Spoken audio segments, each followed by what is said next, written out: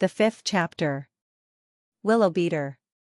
The summer holidays passed quickly, and Harry was very happy.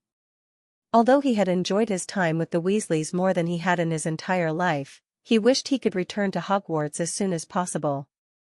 He envied Ron when he thought of how the Sullies would welcome him if he returned to Privet Drive. On his last night at the Weasleys', Mrs. Weasley had magically prepared a sumptuous dinner that included all of Harry's favorite dishes and ended with a delicious dessert. Fred and George entertained everyone with safe fireworks called filibusters, filling the kitchen with red and blue stars that shot off the doors, walls, and ceiling for half an hour. After that, everyone had a cup of hot chocolate and went to bed. The next morning it took a long time for everyone to get ready to leave.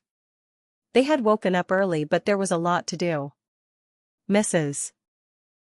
Weasley, looking sleepy, was hurrying around, looking for the children's socks or quills, all while toasting in the oven. They were jostling each other on the stairs, both dressed and undressed. Mr. Weasley had to jump over one of the chickens while carrying Ginny's suitcase into the yard to put in the car, and almost broke his arm and leg. Harry was left wondering how 8 people, 6 large suitcases, 2 owls, and a mouse could fit into a small Ford Anglia. Of course, he still didn't know about the special features that Mr. Weasley had added to the car. Mr. Weasley opened the trunk and explained to Harry that he had magically made it large enough to hold all the suitcases.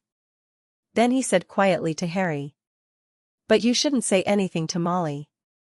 When everyone was finally in the car, Mrs. Weasley glanced at the back seat, where Harry, Ron, Fred, George, and Percy were sitting comfortably side by side, and said, "These Muggles can do a lot more than we think, can they?"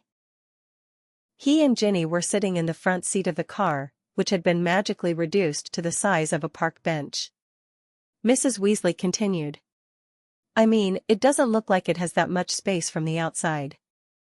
Mr. Weasley started the car and drove it out of the yard.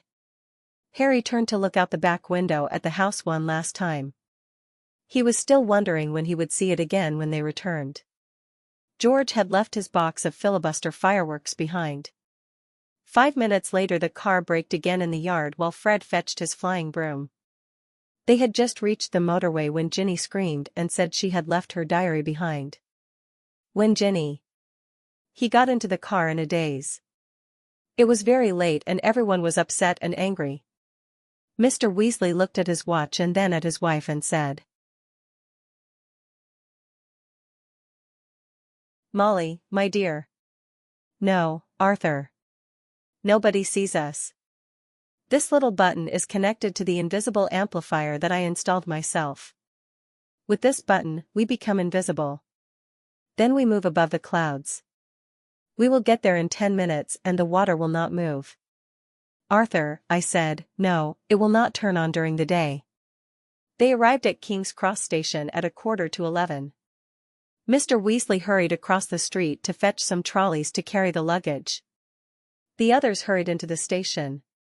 Harry had taken the Hogwarts Express last year. The only difficult part was getting to platform 9 3/4, which was invisible to Muggles. They had only to cross the hard railing that separated platforms 9 and 10. This would not harm them, but they would have to cross the railing very carefully so that the Muggles wouldn't notice their disappearance. Mrs. Weasley looked anxiously at the clock above them, which showed that they had no more than 5 minutes to get over the fence, and said, "Ask the goat first." Percy moved swiftly forward and disappeared. Mr. Weasley followed by Fred and George. Mrs. Weasley took Ginny's hand and said before leaving, "I'll take Ginny, you two come behind me." In the blink of an eye, they both disappeared. Ron said to Harry, "We don't have more than a minute. Let's go together, the 2 of us." Harry checked Hedwig's cage to make sure it was securely fastened to her suitcase, then wheeled the trolley towards the railing. He walked forward with complete confidence. It wasn't as unpleasant as using flying powder. Both of them were on the handle, their carts bent down and moved quickly towards the fence. Within a few meters of it, each. They were running and shot track. Both trolleys hit the railing and rolled backwards. Ron's suitcase fell to the ground with a clatter, Harry rolled to the ground, and Hedwig's cage fell onto the shiny floor of the station and rolled away. Hedwig screamed in fear. The people around them stared at them, and a guard near them shouted, "Do you know what you are doing?" Harry, out of breath, pressed his chest and stood up. And said, "I couldn't hold the wheelbarrow." Ron ran off to fetch Hedwig's cage because she was making so much noise. The crowd gathered around them muttered about the cruelty. People were saying something about the animals. Harry said softly to Ron, "So why couldn't we pass?" "I don't know." Ron looked around in horror. A dozen or so people were still looking at them curiously. Ron said quietly, "We got off the train. I don't know why the gate is locked." Harry, his heart boiling like garlic and vinegar, looked at the large clock above them. 10 seconds, 9 seconds. Slowly and carefully he moved the cart forward until it was right in front of the railing and pushed it with all his might, but the railing was completely solid and hard. 3 seconds, 2 seconds, 1 second.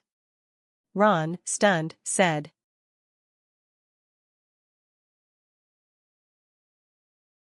"It's over.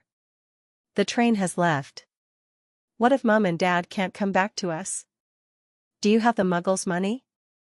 Harry gave a fake laugh and said, "The Dursleys haven't given me pocket money for 6 years now."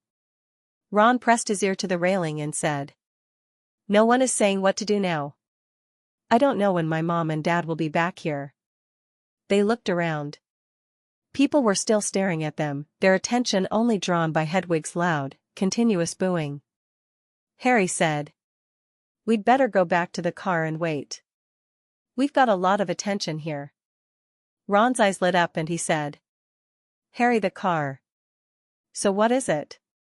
We can fly in a car and get ourselves to Hogwarts. But oh. We're stuck here, aren't we? Now we have to get to school early, right? Even underage wizards can use the. They should use Article 19 or another article of the Statute of Limitations." Suddenly, Harry's panic and fear gave way to excitement and he said, "Can you drive the car?" Ron turned his cart so that it faced the station exit and said, "Why can't I come? Let's go. If we hurry, we can leave on top of the Hogwarts train." They walked past the curious Muggles, out of the station, and to the old Ford Anglia parked on the side of the road. Ron tapped the spacious trunk of the car with his wand until it finally opened. They put their suitcases in it and got into the car. They put Hedwig's cage on the back seat. Ron tapped it again. He started the car and said, "Look to see if anyone sees us." Harry stuck his head out of the car window and looked out. Cars were moving along the main street a little ahead of them, but on the street there was no one else. Harry said, "No one is here." Ron pressed a delicate silver button on the dashboard. The car and its occupants disappeared. Harry felt the seat shake, heard the engine rev, felt his hands on his knees, felt the weight of his glasses on his nose, but saw nothing else. In that moment he had become two eyes suspended in the air, slightly above a narrow street lined with parked cars. He heard Ron's voice from his right, saying, "Let's go." As the car took off, the ground and the dust-covered buildings on either side of it sank down and disappeared from sight. A few moments later, the smoky, glittering city of London was beneath them. Then there was the sound of a bomb, and the car and its occupants reappeared. Ron tapped the invisible amplifier and said, "Oh no, this is wrong." They both punched it. The car disappeared again and then reappeared. Ron pressed the accelerator hard and said, "Wait and see." The car sped through a huge mass of clouds, and everything became hazy and misty.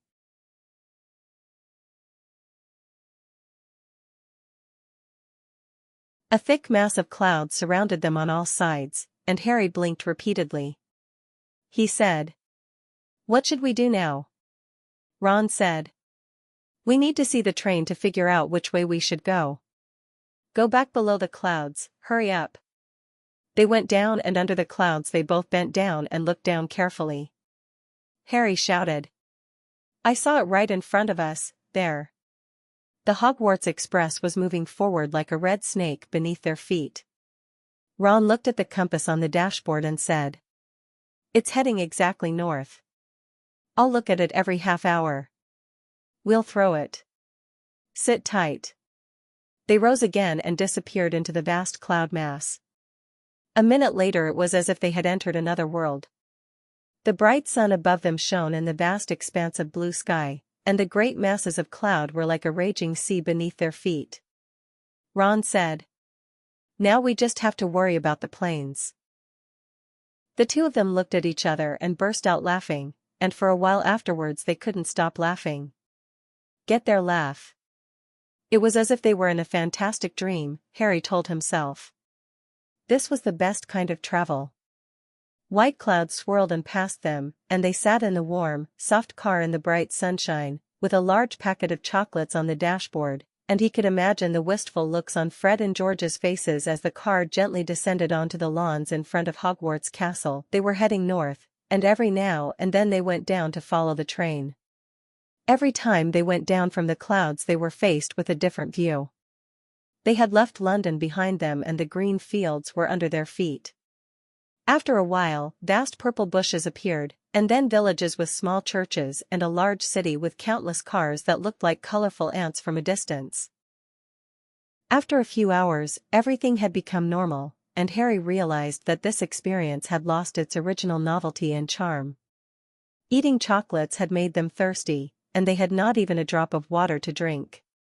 They had both taken off their sweaters, but the back of Harry's t-shirt was wet with sweat, and his glasses were slipping down his sweaty nose. He no longer paid attention to the strange and amazing shape of the clouds. Now he thought longingly of the train miles below, of the witch who came in a cart in front of the compartments and from whom they could buy a bottle of Tagri pumpkin juice. Why couldn't they get into platform 9 3/4? A few hours later, as the sun was setting behind the thick clouds, casting a pink shadow over them, Ron wheezed. "I don't think there's much left. Would you mind taking another look at the train?" The train was still winding right below the car, skirting the snow-capped peak. It was much darker under the cloud cover. Ron pressed the accelerator and steered the car back above the clouds, but shortly afterwards the engine roared. Harry and Ron looked at each other worriedly, and Ron said, "Maybe he's tired, he's never been on such a long flight before." The sky was getting darker by the minute, and the two of them ignored the sound of the car's roar, which was getting louder and louder. The stars appeared in the sky. "Harry,